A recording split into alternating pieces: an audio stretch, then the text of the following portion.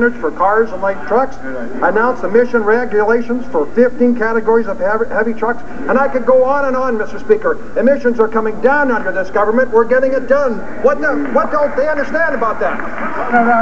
The Honourable Member for Joliette.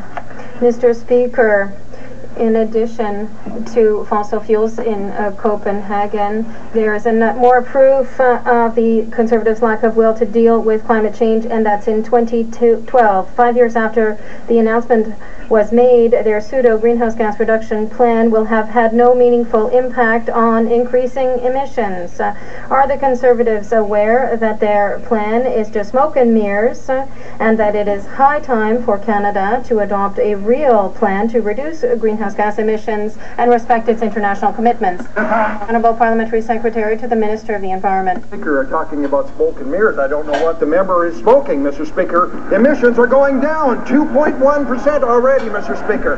Under the previous Liberal government, with the support of the Bloc, emissions went up, Mr. Speaker. That's not what Canadians want. That's not what the climate needs, Mr. Speaker. We need emissions going down.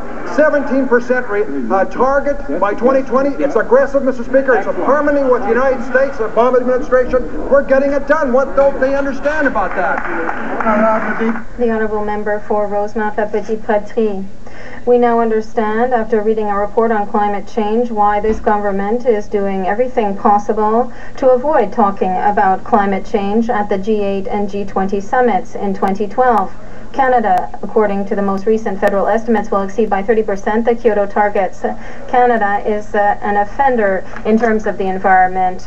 When will this government, which doesn't believe in climate change, recognize that by opposing economy and the environment is compromising sustainable development in Quebec? Well,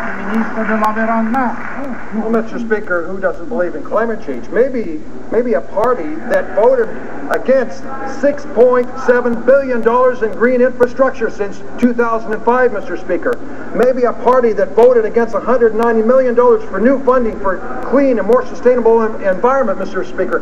This government is committed to reducing greenhouse gas emissions. It's already happening. Emissions have dropped 2.1%, Mr. Speaker. We have aggressive targets. We're getting it done. I hope that member will help us. The Honourable Member for Rosemont-la-Petite-Patrie. There is a scientific consensus which is clear. In order to avoid catastrophe, global temperatures must not increase by more than 2%, which means reducing greenhouse gas emissions from 25% to 40% compared to 1990 levels. Reaching those goals requires a coordinated, credible, and effective plan. In order to limit the climate crisis, does the government intend to make the environment a priority during the G20 and G8 summits in order to ensure that everything will be in place for the Cancun summit, which is quickly approaching? The Honourable Parliamentary Secretary of the Minister of Environment. This isn't just making the environment a priority at an international conference. It always has been a priority, Mr. Speaker. We're getting it done, Mr. Speaker. What else are we doing? Well, we've allocated $100 million for the Next Generation Renewable Power Initiative, an additional $80 million for Eco Energy Retrofit Homes Program, Mr. Speaker. Fact is, Mr. Speaker, since we became government, the national park system increased by 30%. It's huge, Mr. Speaker. We're committed to a clean environment.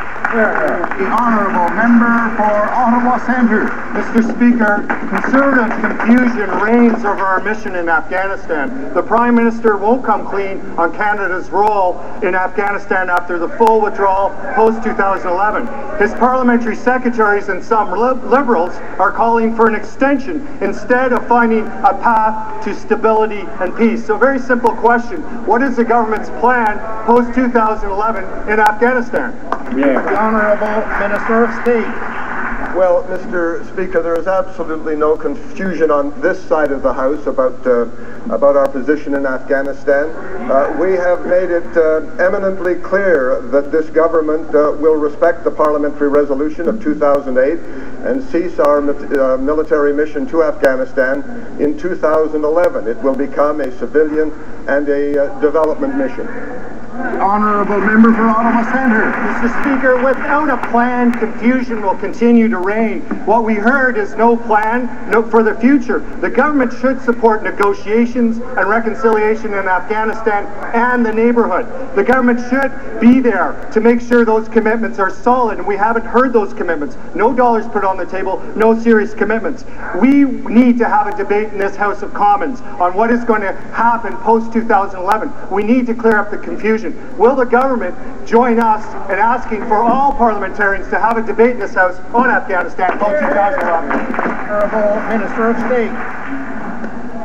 Mr. Speaker, let me be very clear. For the past several months, despite foot dragging by members of the Afghan Committee, we have been putting forward motions to consider the post-2011 mission in Afghanistan, and we urge opposition members of the committee to participate and to forward their suggestions to Parliament. Honourable member for Ottawa Centre. Well, I didn't know Parliament was a suggestion box, Mr. Speaker.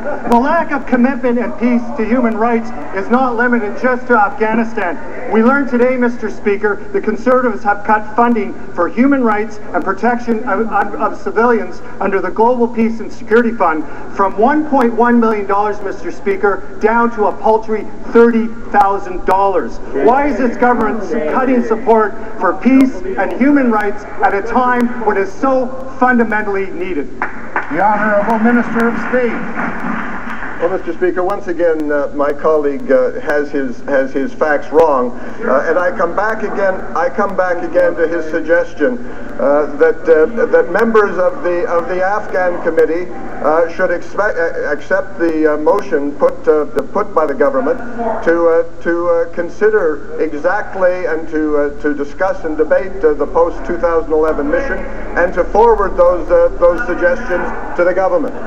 The Honourable Member for York West. Speaker, the people of Toronto are known for their hospitality, but this government has taken advantage of the goodwill of Torontonians. By refusing to commit to paying for protest-related property damage, the federal government is acting more like an unruly house guest than a responsible senior government. Why can this government find $1 billion to make sure its G20 photo op goes off smoothly, but can't find the money to protect the businesses and ratepayers of Toronto from property damage? Good question. Honourable Parliamentary Secretary. Minister for Public Safety. Well, Mr. Speaker, in fact, this government is taking its responsibilities seriously, and that's why we do have the security that's in place in the City of Toronto to host this summit.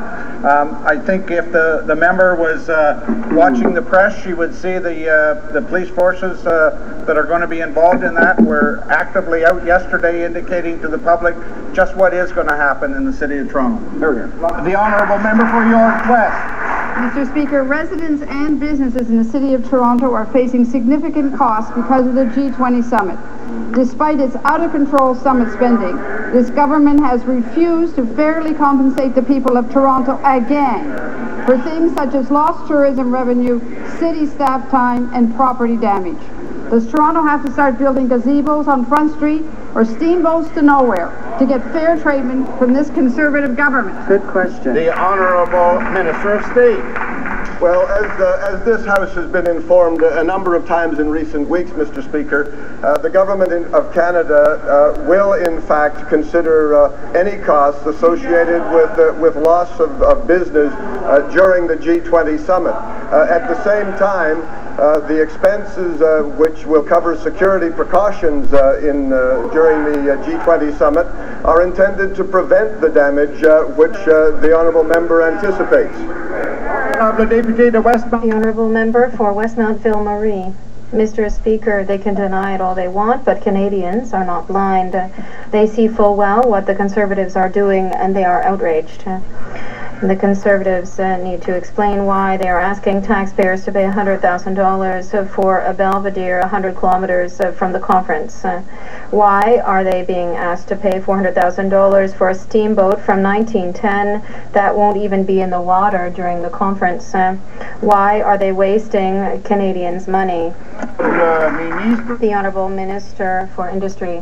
Opposition Liberals seem to have steamboats on the mind, but the fact of the matter is, let me state for the record, without fear of contradiction, Mr. Speaker, that steamboat is not being restored as a result of any G8 funding whatsoever. They're wrong. Their research is wrong. They don't know what they're talking about, and that's why they're in the opposition. The Honourable Member for Westmount Ville-Marie. Mr. Speaker, $400,000 for a steamboat for the ShamWow minister's riding is already outrageous, but there's worse. $275,000 in public funds for washrooms and a performance space 20 kilometers from the conference site. That's a long way to walk to get to the bathroom. Everybody's going to end up by missing the official photo, other than the Prime Minister's Director of Communications, who will be able to use them to hide in from bailiffs, who will be using those washrooms.